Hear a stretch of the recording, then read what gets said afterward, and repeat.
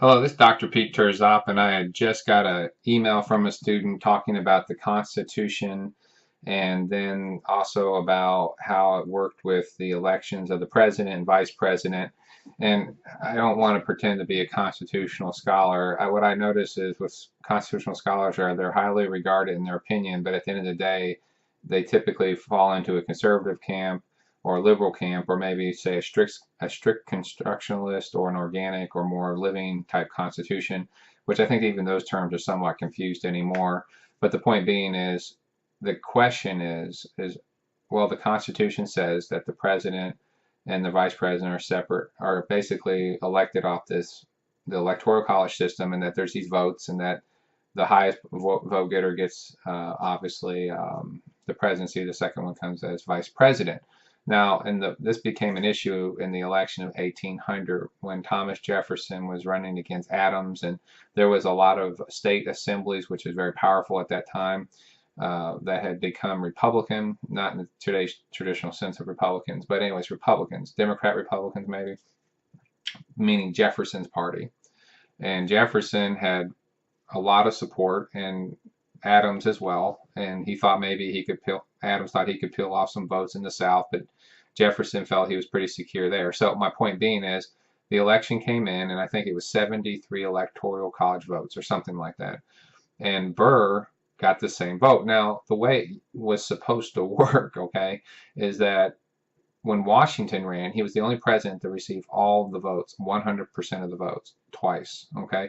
And when they voted, the electorates knew to pull one vote at least back, and then John Adams would obviously come in second. So President Washington would come in first, and then John Adams would come in second. That was just understood the way it worked, okay? But a mistake was made, and someone dropped the football, and nobody knew what was going on. So Burr gets the same number as Jefferson. So then there's all this confusion, and you can read the history. You can go Google it or Giggle it or whatever you need to do. But it basically breaks down. There's all these different things that happen. There's like 7 days of fighting, and the Federalists are still in control of Congress. And if we know anything about this Constitution, it kicks back to the House. If something goes bad, the president is elected by the House by state parties, and then on top of that, the Senate elects the vice president by state parties, okay, or basically by senator votes, okay. So you can see where this is becoming quite the mess. And there was a Delaware constituent. He was actually a Federalist, took a beating for this, but he decided to say, look, enough's enough. A deal was struck or something happened, but I think he took the country's best interest at heart, and he said, no, Jefferson won. So he stepped back, and that meant that Delaware was out, and that Jefferson would win. Now, that really killed Burr's, obviously, his political aspirations. No one really fully understands why he did that.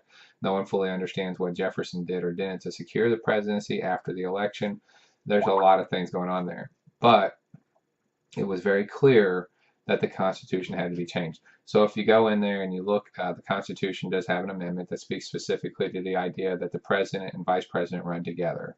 So whenever looking at the Constitution, just so I wrap this up quickly, is that if you ever look at the Constitution and it says something, look at the subsequent amendments. For example, slavery was addressed in the initial Constitution, having a period of time of 25 years, and that no laws can be made. But then you notice later there are constitutional amendments that have been made. Okay, so you can note that. Always remember the devil's in the details. You can do this in bylaws of an organization. They won't update the bylaws. I hate that. But if you go to all the amendments over the years, you have to read every one of them to figure out what's going on, instead of just updating the bylaws, or like physically updating them. But anyways, that's life. So if there's any more questions, just drop me a call or email or a post, and I'll be more than happy to answer it. Thank you.